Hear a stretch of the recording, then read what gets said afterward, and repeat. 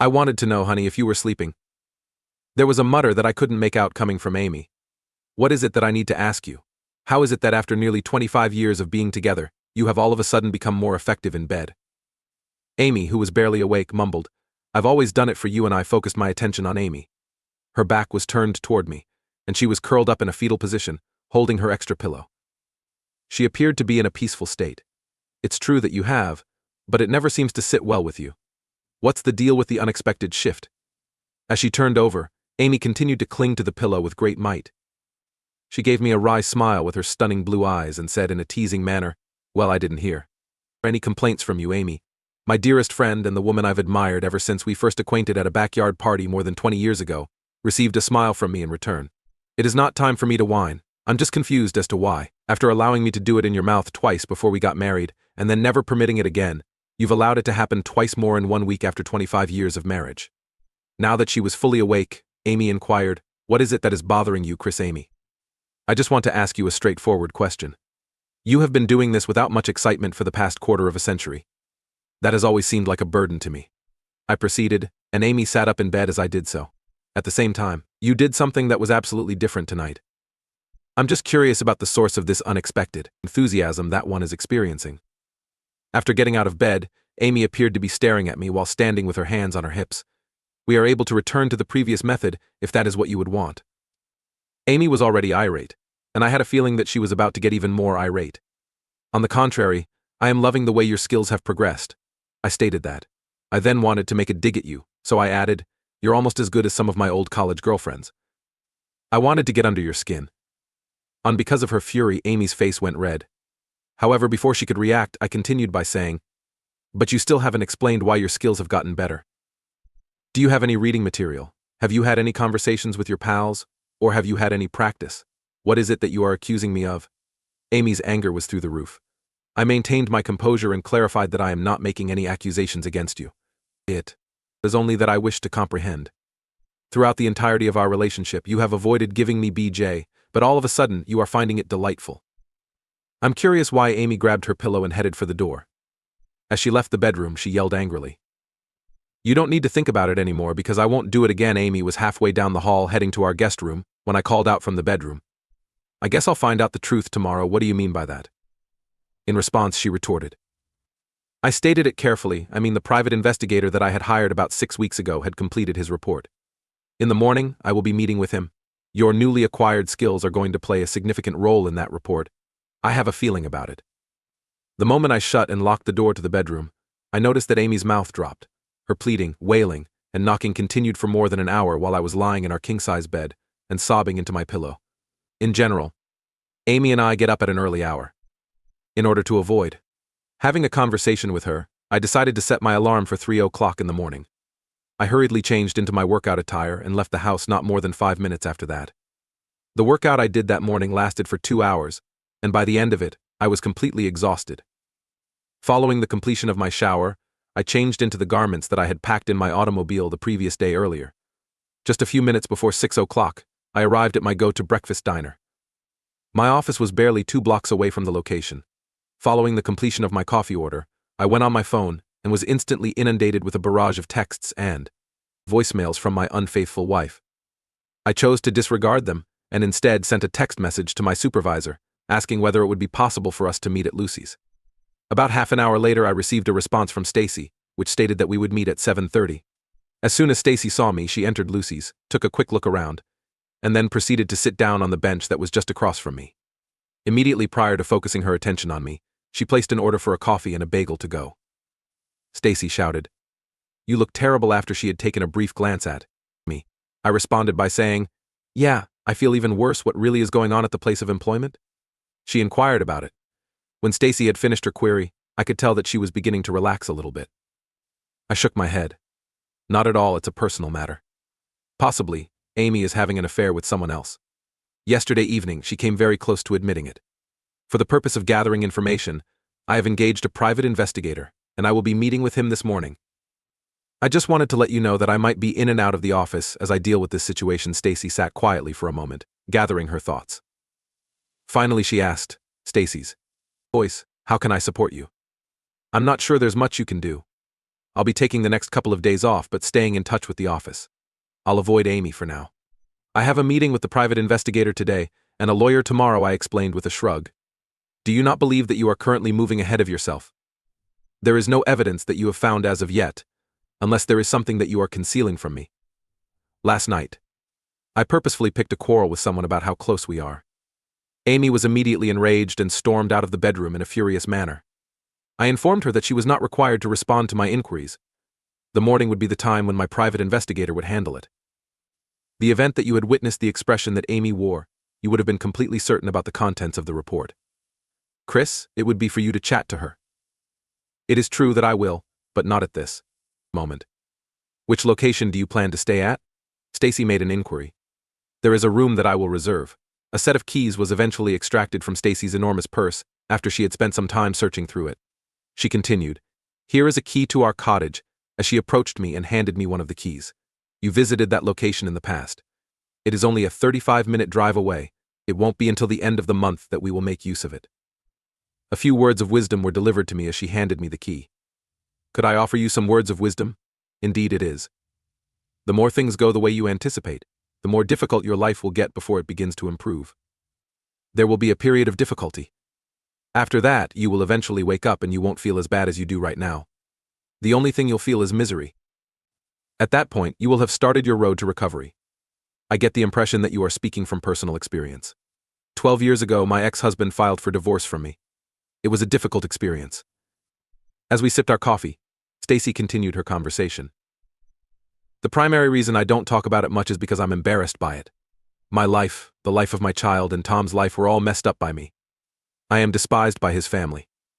As a result of their extensive knowledge, the friends of my son approached me. First, I dove in. Stacy, you don't have to feel the need to tell me about all of this. It's true, even though I have been attending therapy sessions on a weekly basis for the past 2 years, I still have more questions than answers regarding my foolish behavior. Sadly, we both laughed out loud. Stacy went on. Tom discovered my cheating in the worst way possible. He tested positive for an STD. I gave my husband and closest friend a disease. I was speechless, so she continued. It gets worse if that's even possible. I panicked and blamed Tom, saying he gave me the disease. We both knew. Well, everyone knew. I'm the one who cheated. Why did you do it? Stacy stared at the table as she confessed. Because I could. Because I wanted to feel attractive again. Because I wanted a secret. Because I enjoyed forbidden, anonymous, rough closeness. She elaborated. I travel for work just like you do. Once or twice a year. I'd meet someone interesting and invite them to my room. Looking back, it seems so foolish. We sat in silence until Stacy asked, "Have you ever been unfaithful?" No. Honestly, I've never felt tempted. Don't get me wrong, I'm not perfect. I enjoy flirting and knowing that women find me attractive, but I've never thought about betraying Amy. Why do you think that is? It's just who I am. Closeness with Amy has been pretty ordinary. She's not into trying new things, but even a regular night with Amy is always better than the wildest one-night stand from college. What made you suspicious? Amy and I have always had an active bed life. Even after 25 years, we're close 2 or 3 times a week. Lately, Amy's been a bit more forward, a bit more daring, a bit more. I shrugged again. After a couple of months, with a growing knot in my stomach, I hired a private investigator. I'll find out the results soon. I bet Amy will call the office. Looking for you. What should we tell her? Let her know I'm taking some time off and won't be back until next week. Stacy picked up our bill, along with her bagel. She gave me a tight hug and said, "Stay strong. If you need anything, just let me know." Our daughters, Julie and Kate, were both in their 3rd year at the University of Connecticut. Julie was born 9 months before Kate and skipped 4th grade, so they graduated high school together. Julie was studying electrical engineering like me, while Kate was majoring in chemistry with plans for a medical career. I managed to get hold of Kate earlier, asking her and Julie to meet me later in the day without contacting their mom until we talked. Dad, what's going on? Mom's been calling like crazy and she must know we're avoiding her. I hugged Julie and kissed Kate's cheek, leading them to a quiet spot in UConn's student union. You don't look so good, Dad, Julie remarked. I chuckled, realizing those were the same words my boss said earlier. Yeah, I've heard that before. Then it was Kate's turn. Just spill it, Dad, we're concerned. What's happening? I'd rehearsed what to say. But when the moment came, I couldn't find the words. Instead, the tears I'd been holding back since meeting with the private investigator burst out. Both girls leaped out of their seats and hugged me tightly, providing comfort until I could compose myself. I hate to break this to you, but I'm going to file for divorce from Mom. She's been having a long-term affair with a coworker, I told them. Julie began. But Dad, are you? Her words trailed off. Yes, sweetheart, I'm sure. I have evidence, I assured her. Julie looked stunned and Kate started to cry. Then Julie spoke up again. I need to see the proof. I know you wouldn't lie, but I need to see it. Earlier I had picked out one of the less offensive photos from the investigator's report. I showed them a picture of their mom and Mike Brooks leaving a house their real estate firm was selling. They were kissing on the front porch.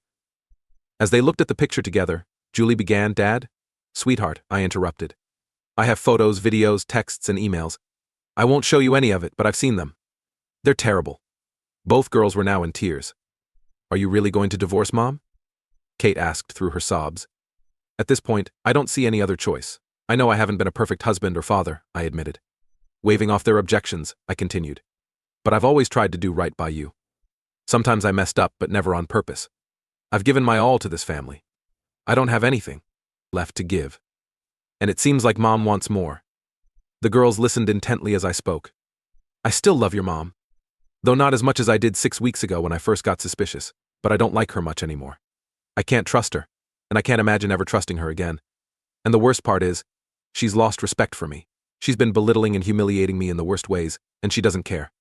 There was a brief silence, broken by Julie's ringing phone. We saw Mom on the screen. Don't answer that, I told Julie. Before I could speak further, Julie grabbed her phone and answered angrily. Sorry, Mom, but we're too busy consoling Dad, who's heartbroken. If you need someone to talk to, call up your affair partner. Amy's hysterical shouts were audible as Julie ended the call. In response to the repeated ringing of the phone, Julie instantly turned it off, and Katie did the same thing. It's unfortunate that you're caught in the middle of all this chaos. There is no question that she is still your mother. Without a doubt, she has feelings for you. There is a possibility that things will be tight between you and Mom for a period of time. Nonetheless, you must continue to treat her with respect. I put up my hand just as the girls began to raise their objections. I'm not asking you to forgive her for what she's done or the damage she's caused, but we all have to find a way to move forward. I looked at both of them and added, she's your mom, flaws and all, just like you have to accept me. After leaving the Yukon campus, I stopped at a burger joint for some food and a much-needed craft beer, then headed over to my parents' house. I rarely visited unannounced, so as I sat in their driveway gathering my thoughts, I saw my parents' front door open. Dad stepped onto the front stoop, followed by Mom. They watched me from afar as I sat in my car. Gathering my courage, I got out of the car and began walking toward them. Dad and I met halfway and he pulled me into a tight bear hug. All the strength I tried to gather vanished and I cried into Dad's shoulder without shame. Your mom and I don't know what's happening, but the frantic calls from Amy let us know something's wrong. We were expecting you to show up tonight. After I explained Amy's affair with her coworker to my parents, Mom asked, do you think counseling could help you deal with this? Mom's always hopeful, and she sees Amy almost like her own daughter. Tears welled up in her eyes as I shook my head and replied, I don't want to see a therapist. I've treated Amy and the girls like royalty. I didn't do anything wrong and don't deserve how cruelly Amy's treated me. But you've had so many good years together, with a sigh, I admitted. You're right, Mom. We've had a great life until Amy and Amy alone wrecked it. This isn't a one-time mistake. It's a full-blown affair between two selfish married people who only care about themselves. Mom seemed to be searching for another solution. I think I shocked her when I said, why would you want me to be miserable living with a lying, cheating person? I'm not perfect. But don't I deserve better than being with someone unfaithful? Please, Chris, Mom pleaded. Don't use those words to describe Amy, at least not in front of me. I was trying to make a point, Mom. Amy's taken everything I have to offer, but it's not enough. She's hurt and disrespected me. Do I not deserve better? Dad interrupted saying, cut your mom some slack. We're still trying to process this shock. You know we'll support whatever decision you make.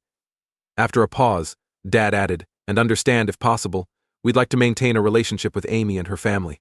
It might not be as strong as before, but I hope Amy's actions haven't ruined that possibility.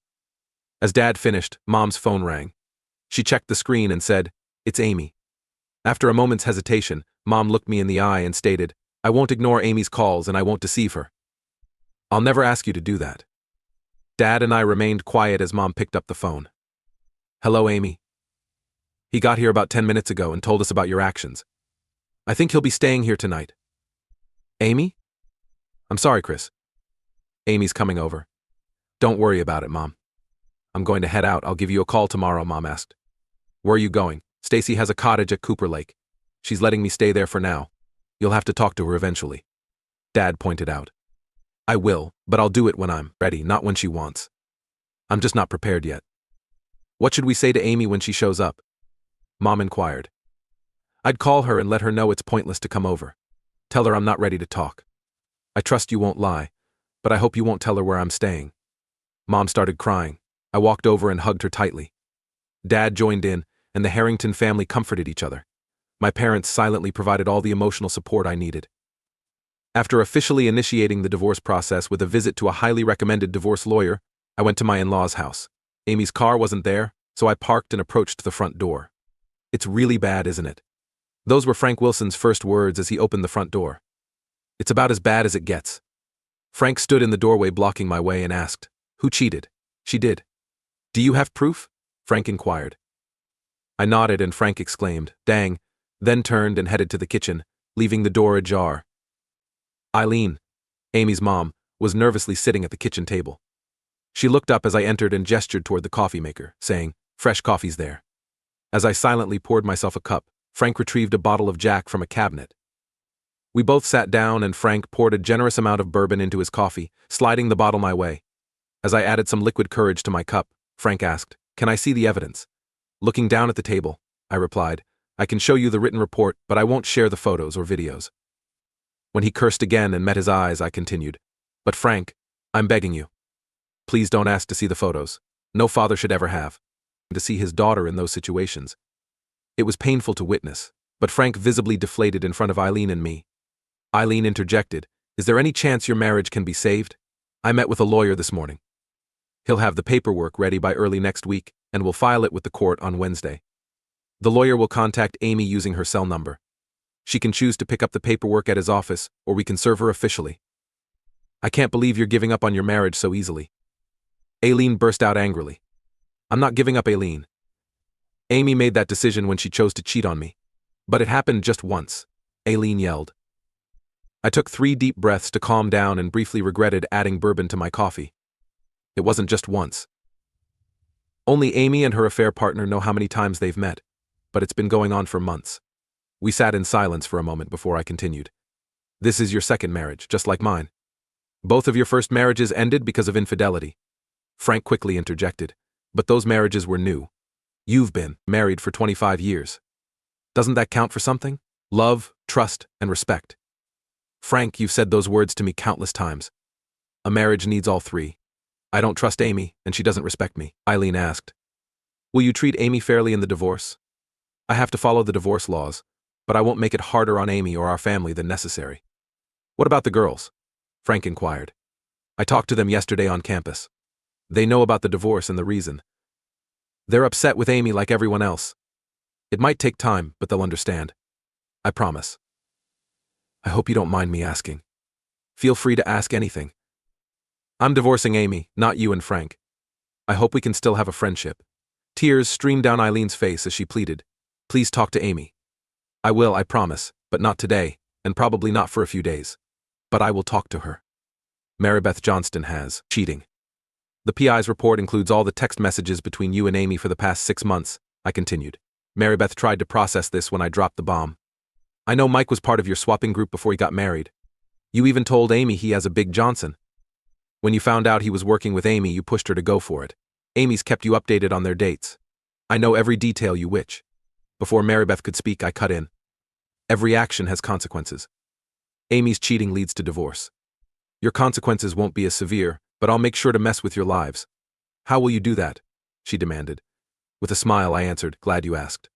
I pulled out a folded paper from my back pocket, unfolded it, and I said, I'm going to send this email out to a few people that you and Phil know. Subject, Maribeth and Phil Johnston ruined my marriage friends. I'm Chris Harrington. I've been married to Amy for almost 25 years. Except for the last few months, our marriage seemed perfect, at least to me.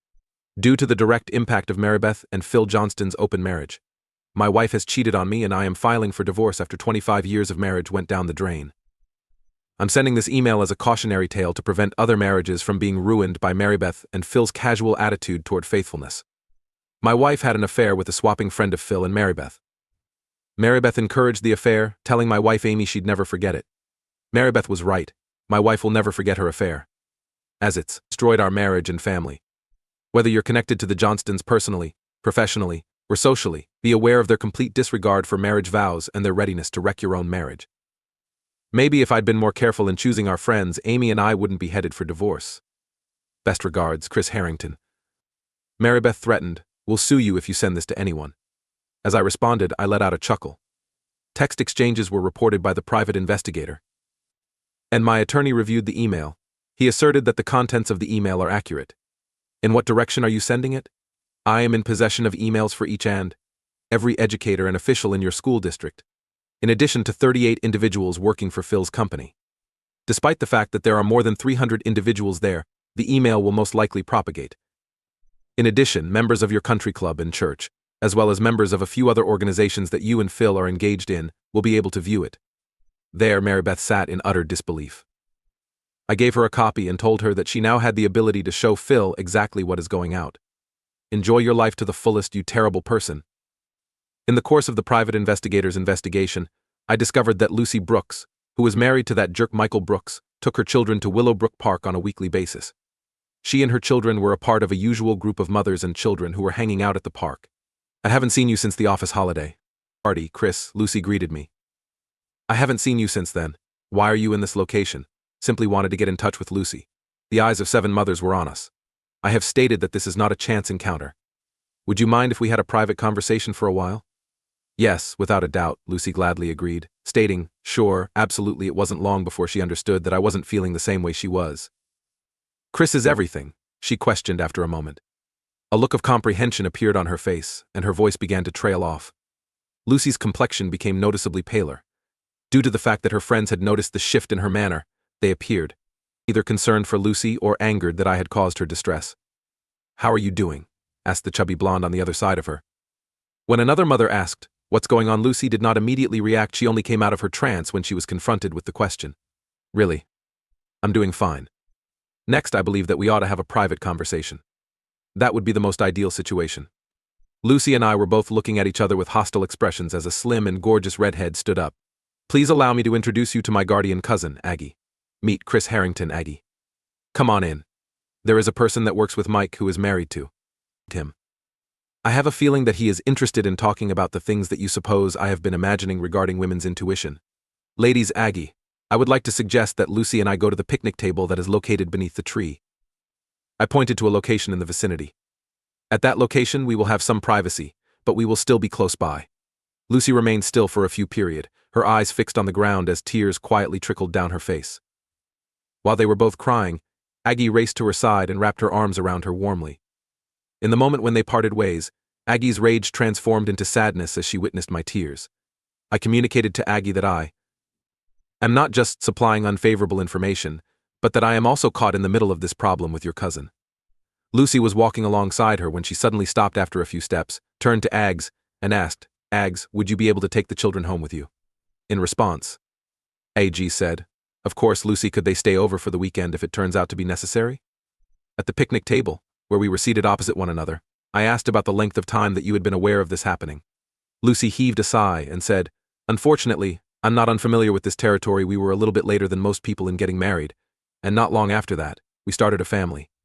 When we had our second kid, Mike decided to have a vasectomy. It was within the first 6 months that he had his first affair. After a year had passed since our initial encounter, the second one came about. At this point, we are on our 3rd strike. For nearly a month, I've had a feeling that something was not quite right. Divorcing Amy is a decision that I am having a hard time making. But despite the fact that I am aware that it is unavoidable, I continue to have doubts about myself. In light of Mike's first 2 affairs, are you able to offer some light on the reasons you remained with him?" Most of the participants were children. In all honesty, it is specifically for them. I was raised by parents who were divorced, a mother who was resentful, and a father whom I only saw once a week. I did not want that to happen to my own children. To this day, I do not know, but it appears like we are heading in that direction. As a result of the fact that I have a robust support network in the vicinity, I will have lots of assistance. My intuition told me that Lucy would respond in that manner, so I nodded my head in accord. "Do you have any idea why Mike is so dishonest?" I made an inquiry. The response from Lucy was a nod. He takes pleasure in the thrill of using good girls for his own benefit. As far as proximity was concerned, I was very naive. Mike was both my lover and my instructor. I was rewarded for adhering to the restrictions that he had established for me. Being his wicked partner is something I enjoy doing, but only in a marriage that is loving and faithful. What kind of evidence do you have? Lucy inquired about it. After that, I responded by handing her a big envelope. I would recommend that you hand this over to your attorney and refrain from looking at it. Conversations between Mike and Amy are, for the most part, hurtful. Pain is the only thing that can be found there. What led you to assume that Amy was dishonest? Lucy inquired about it. I grinned and said, it appears that Mike had expectations that were comparable to Amy's. She learnt the techniques all by herself and then shared them with me, just like a devoted puppy. Since we have been having this conversation, I have made the decision to spend the weekend at Aggie's apartment. Would you be able to drive me home so that I can pack for a few days? I am aware that this is a really huge request. Prior to my ability to answer, Lucy cautioned me that Mike will be present. I am not concerned about your dreadful husband in any way. Assuring her that I would be pleased to take her home, I said. Lucy returned to me after she had finished resolving everything with Aggie, and we together made our way to my vehicle. The journey to her residence was relatively peaceful. At the point where we arrived at her street, she indicated an SUV that was parked on the side and instructed me to come to a stop there. My actions were in accordance with her directions, and I parked next to the truck and observed Lucy giving a signal to the driver. She then made a gesture in front of me and informed me that her home was the White Colonial, which was located 5 houses down on the left. The SUV was following me as I pulled into the driveway, and it was following me. The lawn was being mowed by Mike, who was outside in the front yard. The events transpired in a hurry. After Lucy exited my vehicle, Mike gave her a friendly wave. After exiting the SUV in a hurry, 2 women positioned themselves on either side of Lucy and led her to the entrance. Following the women who were keeping watch by the entrance, a large man followed behind them as they entered the building. A man of a more advanced age came from the SUV at precisely the moment that I stepped out of my vehicle. After extending his hand to shake mine, he came up to me and introduced himself. When Mike came closer, I leaned against the front of my car and placed my hands on the hood. I watched him approach. Are you Chris? What about Chris Harrington? How come Lucy is hanging around with you? He appeared to be disturbed, and his face was pale. This morning I was at the park when I came across her. I wanted to share with her some crucial information that I had obtained from my private investigator. It was Larry who spoke up before Mike could even finish his sentence. Mike, you are a scumbag. You just let rid of the one and only positive aspect of your miserable life. It is all a waste of time. Before rushing towards the front door, Mike cried, Georgie, stay out of my way, and then sprinted towards the entrance. My assumption was that Georgie was the tall man who was sitting on the stairs. He remained unmoved until Mike made an attempt to pass him. Then, without delay, he sprang up, shoved Mike back, and hurled him to the ground, sending him sprawling there. Larry looked at me with a curious expression. It appeared as though Mike had fallen, I said. Larry gave a slight nod. That's right, I did. Sooner or later, Mike fought to get to his feet. It is entirely your wife's fault, he yelled at me as he turned to face me. It was she who pursued me. It is well knowledge that she is only a public property. There is no way that I will dispute with you, Mike. Despite the fact that Amy is a witch, I no longer must deal with her. In an effort to conceal my feelings, I let out a wistful chuckle. At that very moment, Larry placed his hand on my shoulder, which provided me with a boost. Both you and Mike are a perfect complement for each other. Each of you is familiar with the other's game.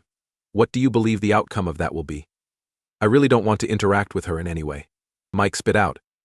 So, it's a stroke of luck for her. I answered that she already had enough problems to cope with without having to deal with a jerk like you.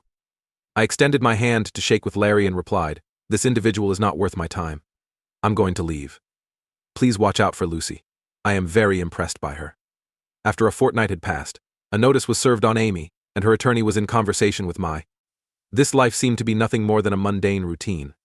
When I checked my voicemail during lunch, I saw that my mother-in-law had taken a call. My name is Eileen, and I'm Chris. I am writing to remind you of the commitment you made to have a conversation with Amy. If you could give her a call, it would mean a great deal to her. Thank you. I adore you.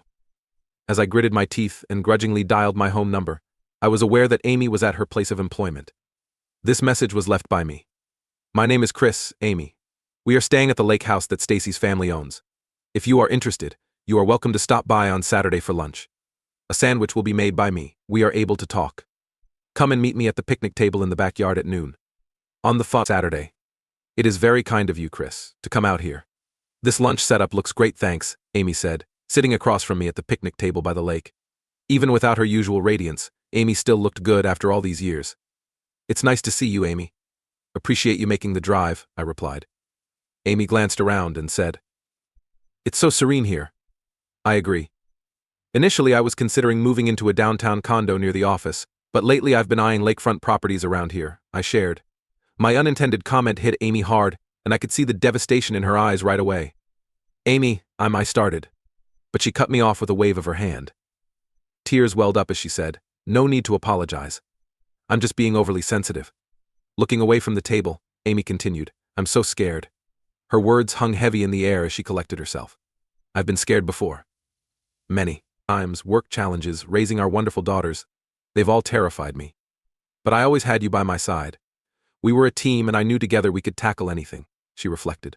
Smiling softly, I agreed. We did a good job, didn't we? We shared a peaceful moment eating our lunch. I topped off Amy's wine glass and poured myself another beer. I've started seeing a therapist, Amy sighed. Well, shrink isn't fair. Doctor. Poplar has been great helping me navigate the end of our marriage and find my way forward solo. I'm glad to hear that, Amy. I hope it helps you find the closure you need, I replied. I've told myself over and over not to ask you about reconciliation. Everyone says it's not possible, but I have to ask. Is there any chance you can forgive me and we can try again? Amy's voice trembled with hope. I took a deep breath and downed a swig of beer. That's two separate questions, Amy. I've been wrestling with the forgiveness part since we agreed to meet today. I've made a commitment to myself to try, I admitted. After some thought, I continued, It's going to be a process, and I'm not sure if it's achievable, but I'm going to give it a shot. But let me be clear, if I do forgive you, it's not primarily for your sake, but for the girls, our family, and myself. Finishing off the rest of my beer, I added, We'll still be in each other's lives enough that I don't want to carry around any bitterness. But Amy, the divorce will proceed, and we won't be getting back together. Amy cried and nodded in understanding. She asked, Can I reach out if I need support, if I need someone to talk to? Though I wanted to shout, I kept calm, grabbed another beer from the cooler and filled my glass. Once I composed myself, I proposed, How about a compromise? Until the divorce is final, let's handle things through our lawyers. Afterward, I'll be open to your calls, except for emergencies. 7 months later, our divorce was finalized. It was my first night in my new lakeside home, and I sat on the back deck contemplating whether to crack open a couple of high-alcohol craft beers from the cooler or dive straight into the bourbon on the table before me when my phone buzzed. Seeing Amy's name, I answered with a smile. Hey, Amy. I'm really down and could use someone to talk to, she said with sadness in her voice. 5 years later, things were looking up. One morning I noticed the sky seemed bluer and the birds sounded cheerier. Life was improving. Stacy was proven right. She moved to our company's main office in Dallas, where she's now the executive VP of sales and marketing. Despite staying single, she's seen her kids grow up. After a glass or two of wine, she admits to enjoying the occasional thrill of a one-night stand. Julie graduated college with top honors and now works as an engineer for a defense contractor on the West Coast. She's in a somewhat serious relationship and pursuing her master's degree part-time. Julie maintains a strong bond with both Amy and me, chatting with us weekly. We affectionately call Kate the Mole because of her lack of a social life. After college, she worked for a pharmaceutical company for a couple of years before getting into Johns Hopkins Medical School. Engaged to another med student, they're both devoted to their studies. While I reach out to Kate weekly, she seldom initiates contact, preferring to focus on her studies. My parents are surprisingly healthy for their age. They still reside in Hartford, Connecticut, but escape the harsh winters by spending time in a small condo in Clearwater, Florida. While Mom enjoys monthly lunches with Amy, Dad rarely joins. Frank and Eileen are also doing fine despite minor health concerns. They alternate hosting weekly dinners with my parents, maintaining close ties. Marybeth and Phil relocated to the Midwest a year after our divorce, with Mike following 6 months later. Good riddance to them all. Lucy and her kids are thriving. Though it took her a while to start dating again, she's been quite popular among eligible suitors. Setting high standards, she eventually found Mr. Right, and they recently celebrated their first anniversary. Judging by their constant smiles, they still feel like newlyweds. Amy appears to be content as well. While her relationship with Kate remains strained, her other connections have healed. She's been seeing a man for 6 months, and the last time we spoke, she mentioned he might be the one. I'm hopeful for her happiness. As for me, things are going smoothly. I stepped into Stacy's role as division president after she moved to Dallas. My responsibilities are manageable and on track. 2 years post-divorce, I bumped into an old acquaintance, Lucy's cousin Aggie. We met at a mutual friend's daughter's graduation party and chatted a bit. Later, as the older crowd left, Aggie pulled me aside and said, during lunchtime like most days, Aggie showed up at my office and locked the door behind her. I quickly wrapped up a call and joined her on the couch. As a man in his early 50s, my prowess isn't what it used to be. While I may have been more energetic in the past, now I can only offer a few drops. Sadly, the days of intense passion are behind me. Fortunately, Aggie doesn't seem to mind.